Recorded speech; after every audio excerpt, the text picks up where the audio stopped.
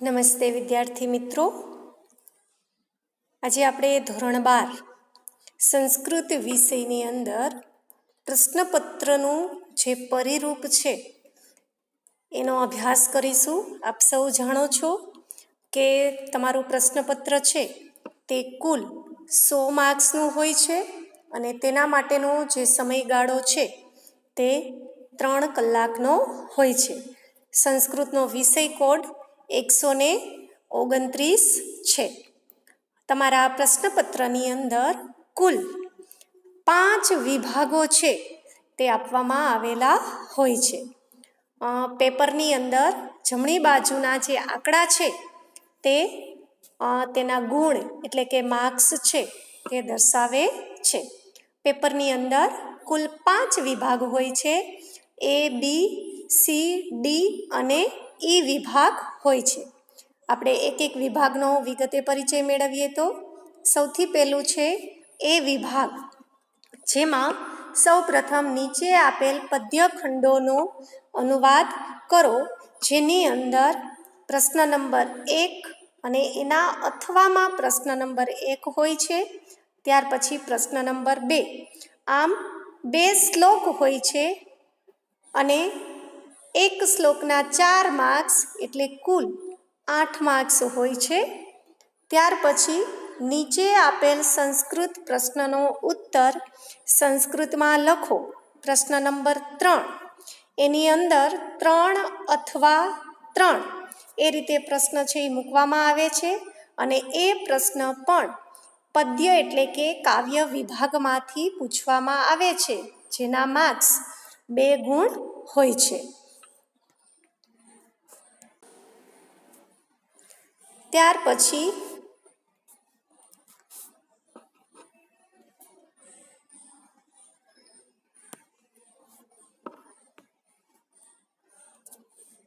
નીચે આપેલા શબ્દો પર વિવરણાત્મક નોંધ લખો.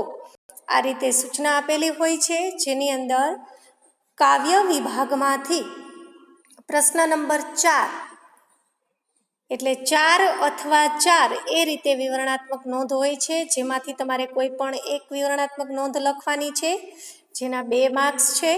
ત્યાર પછી સૂચના છે શ્લોક પૂર્ણ કરો, જેની અંદર પ્રશ્નક્રમ 5 આપવામાં આવેલ છે. તેમાંથી તમારે તમારી ટેક્સ્ટબુકમાં સ્વાધ્યાયમાં જે શ્લોકાંશ આપેલા છે શ્લોક પૂર્તિ માટેના, એમાંથી કોઈ પણ એક શ્લોક તમને અહીં પૂછવામાં આવે છે, જેના 3 માર્ક્સ હોય છે. ત્યાર પછી નીચે આપેલા પ્રશ્નોના વિકલ્પોમાંથી સાચો વિકલ્પ પસંદ કરીને લખો એવી સૂચના હોય છે. એ પ્રશ્નનો ક્રમ છે 6, 7, 8, 9 અને 10 અને દરેક પ્રશ્નનો 1 માર્ક્સ હોય છે, એટલે કુલ 5 પ્રશ્ન છે ત્યાં આપવામાં આવેલા હોય છે.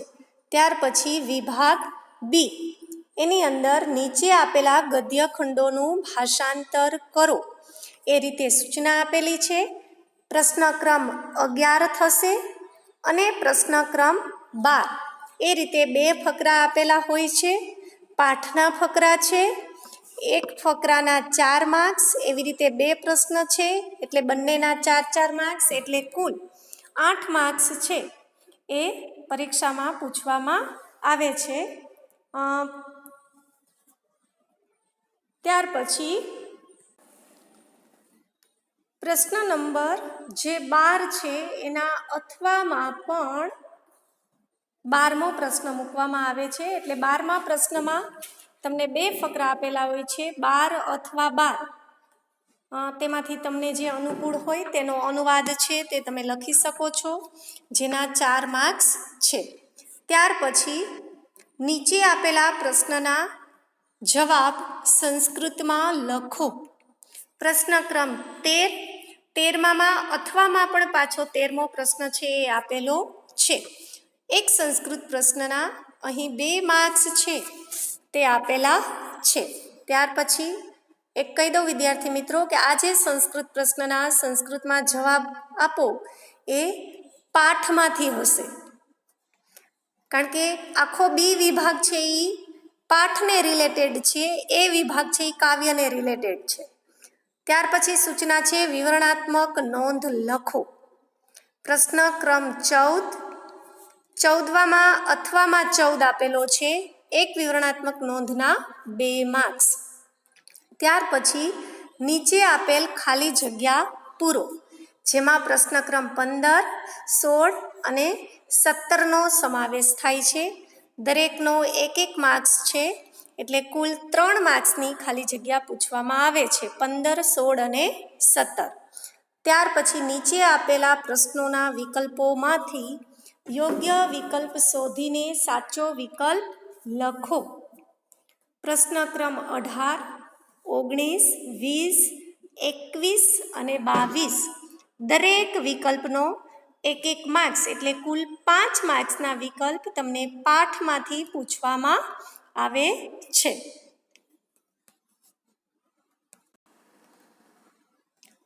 વિભાગ સી. નીચે આપેલા ગદ્ય ખંડને વાંચીને સંસ્કૃત પ્રશ્નના ઉત્તર સંસ્કૃતમાં લખો. વિદ્યાર્થી મિત્રો, જેની અંદર તમે અભ્યાસ ન કર્યો હોય એવો એક ફકરો અહીંયા મૂકવામાં આવે છે. એનો પ્રશ્ન ક્રમ નંબર 23 છે. ઉપર ફકરો છે, જેની નીચે 4 પ્રશ્ન મૂકેલા છે. દરેક પ્રશ્નનો 1 માર્ક્સ, આમ કુલ 4 માર્ક્સનો પેરેગ્રાફ આધારિત પ્રશ્ન છે એ પૂછવામાં આવે છે. ત્યાર પછી છે સમીક્ષાત્મક નોંધ લખો. પ્રશ્ન ક્રમ 24. આ સમીક્ષાત્મક નોંધ તમને કાવ્યમાંથી પૂછવામાં આવે છે. એક સમીક્ષાત્મક નોંધના 3 માર્ક્સ છે. પ્રશ્ન ક્રમ 25, જેની અંદર પણ તમારે સમીક્ષાત્મક નોંધ લખવાની છે અને તે સમીક્ષાત્મક નોંધ પાઠમાંથી હશે, એના પણ 3 માર્ક્સ હોય છે. હવે જે 25મો પ્રશ્નક્રમ છે એના અથવામાં તમને ફરી પાછો 25મો પ્રશ્ન પાઠમાંથી સમીક્ષાત્મક નોંધ આપવામાં આવે છે. સૂચના છે નીચે આપેલા સસંદર્ભ સમજાવો. પ્રશ્ન ક્રમ 26. 26ના અથવામાં તમને 26મો પ્રશ્ન આપવામાં આવે છે, જેની અંદર કાવ્યમાંથી એક સસંદર્ભ મૂકવામાં આવે છે, જેના 3 માર્ક્સ છે. ફરી પાછી સૂચના છે 27મો પ્રશ્ન કે જે સસંદર્ભ છે એ પાઠમાંથી હોય છે, જેના પણ 3 માર્ક્સ છે. ત્યાર પછી નીચે આપેલા વાક્યોને કથાનકના ક્રમમાં ફરીથી લખો. પ્રશ્ન નંબર 28 થશે, જેની અંદર A, B, C અને D એ રીતે 4 પ્રશ્ન છે એ મૂકવામાં આવે છે. આ જે 4 કથાનકના વાક્યો છે એ તમારા પાઠને આધારિત હશે. વાક્યને આડા અવડા ક્રમમાં મૂકેલા હશે. તમારે પાઠને ધ્યાનમાં રાખીને આ 4 વાક્યોનો યોગ્ય ક્રમ, કથાનક પ્રમાણે ક્રમ છે તે ગોઠવવાનો હોય છે. એટલે આ રીતે ABCD એ રીતે કથાનકનો ક્રમ છે એ હોય છે. હવે આવ્યો વિભાગ ડી. નીચે આપેલો ફકરો વાંચીને આપેલ પ્રશ્નના જવાબ સંસ્કૃતમાં લખો. ખાસ વિદ્યાર્થી મિત્રો, આની અંદર તમને બહારથી તમે ક્યારે અભ્યાસ ન કર્યો હોય એવો એક પેરેગ્રાફ મૂકવામાં આવશે. આ પેરેગ્રાફના આધારે ABCD એ રીતે 4 પ્રશ્ન મૂકવામાં આવશે. દરેક પ્રશ્નનો 1 માર્ક્સ છે, એટલે આમ 4 માર્ક્સ છે એ પેરેગ્રાફના આધારે સંસ્કૃતમાં જ તમારે જવાબ લખવાના છે. ત્યાર પછી નીચે આપેલા પ્રશ્નોના જવાબ ગુજરાતી ભાષામાં લખો. એ પ્રશ્નનો ક્રમ થશે 30. હવે આ જે પ્રશ્ન છે એ કાવ્યમાંથી હશે. ગુજરાતી પ્રશ્નનો ગુજરાતીમાં ઉત્તર એ કાવ્યમાંથી એક ગુજરાતી પ્રશ્ન છે એ મૂકવામાં આવેલો હશે, જેના 2 માર્ક્સ છે. ત્યાર પછી 31મો પ્રશ્ન છે એ પણ ગુજરાતી પ્રશ્નનો ગુજરાતીમાં ઉત્તર અને પાઠમાંથી હશે, જેના 2 માર્ક્સ છે. પ્રશ્ન ક્રમ 32, જેની અંદર તમને પાઠમાંથી જ કોઈ પણ એક પ્રશ્ન છે એ મૂકવામાં આવશે, જેના 2 માર્ક્સ થાય છે. ત્યાર પછી છે અર્થ વિસ્તાર કરો. પ્રશ્ન ક્રમ 33. આ અર્થ વિસ્તાર વિદ્યાર્થી મિત્રો તમને કાવ્ય 8ના જે શ્લોક આપેલા છે એમાંથી જ પૂછવામાં આવે છે. તસ્માત તદ રૂપમ એવ મે. આ કાવ્યનો કોઈ પણ એક શ્લોક મૂકવામાં આવે છે. આપણે એમાં જોયું હતું કે ઈશ્વરે પોતાના જુદા જુદા 8 સ્વરૂપો કીધેલા છે. એટલે આ 8મા કાવ્યની અંદરથી કોઈ પણ એક શ્લોક તમને અર્થ વિસ્તારમાં પૂછવામાં આવશે અને જેના 3 માર્ક્સ છે.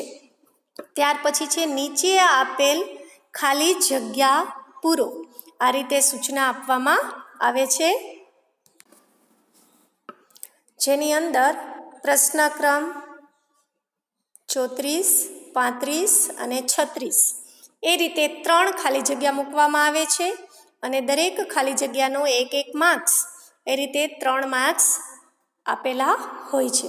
ત્યાર પછી નીચે આપેલા શ્લોકાંશો જોડો.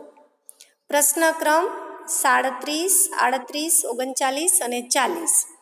શ્લોકાંશના 4 માર્ક્સ છે અને 4 જોડકા તમારે જોડવાના છે. કાવ્યમાંથી અલગ અલગ પંક્તિઓ મૂકીને અહીં શ્લોકાંશ છે એ આપેલા છે. વિભાગ ઈ, પરિચયાત્મક નોંધ લખો. પ્રશ્ન ક્રમ 41. વિદ્યાર્થી મિત્રો, આ જે સમગ્ર ઈ વિભાગ છે તે સાહિત્ય વિભાગમાંથી હોય છે, એટલે કે પાઠ અને કાવ્ય સિવાય જે તમારી ટેક્સ્ટ બુકમાં આપેલું છે એને રિલેટેડ પ્રશ્ન પૂછાય છે. એટલે પ્રશ્ન ક્રમ 41 એના અથવામાં 41મો પ્રશ્ન મૂકવામાં આવે છે, જેના 4 માર્ક્સ છે તે હોય છે. પ્રશ્ન ક્રમ 42 એમાં પણ પરિચયાત્મક નોંધ છે અને 42ના અથવામાં 42 એ રીતે પ્રશ્ન આપવામાં આવે છે, એના પણ 4 માર્ક્સ હોય છે. ત્યાર પછી ન્યાય સમજાવો, એ રીતે પ્રશ્ન પૂછવામાં આવે છે, એનો ક્રમ છે 43. એના પણ એક ન્યાયના 2 માર્ક્સ છે. પછી 44મો જે પ્રશ્ન છે એ ન્યાય આધારિત જ છે, પણ એ પ્રશ્નને સ્વરૂપે પૂછવામાં આવે છે, એટલે એના પણ 2 ગુણ છે. પ્રશ્ન ક્રમ 45 જેની અંદર છંદ આધારિત પ્રશ્ન પૂછવામાં આવે છે, જેના 2 માર્ક્સ હોય છે. પ્રશ્ન ક્રમ 46 તેની અંદર અલંકાર આધારિત પ્રશ્ન પૂછવામાં આવે છે, જેના પણ 2 માર્ક્સ હોય છે. ત્યાર પછી પ્રશ્ન ક્રમ 47 કે જેની અંદર આયુર્વેદ શાસ્ત્ર અને ખગોળશાસ્ત્રને રિલેટેડ પ્રશ્ન પૂછવામાં આવે છે. એક પ્રશ્નના 2 માર્ક્સ છે તે હોય છે. પ્રશ્ન ક્રમ 48 એ પણ ખગોળશાસ્ત્ર અને પાછળના જે આપણા વરાહ મિહિર, ભાસ્કરાચાર્ય, ચરક, સુશ્રુત એને રિલેટેડ પ્રશ્ન છે તે મૂકવામાં આવે છે અને 48મા પ્રશ્નના 2 ગુણ છે તે આપવામાં આવેલ હોય છે. આમ વિદ્યાર્થી મિત્રો, તમારું સમગ્ર પ્રશ્નપત્ર A, B, C, D અને E એમ કુલ 5 વિભાગમાં હોય છે અને 100 માર્ક્સનું હોય છે. 3 કલાકનો સમય હોય છે. આશા રાખું છું કે તમને પ્રશ્નપત્રની સંરચના છે તે સમજાઈ હશે અને પરીક્ષામાં ચોક્કસ ઉપયોગી થશે. Thank you.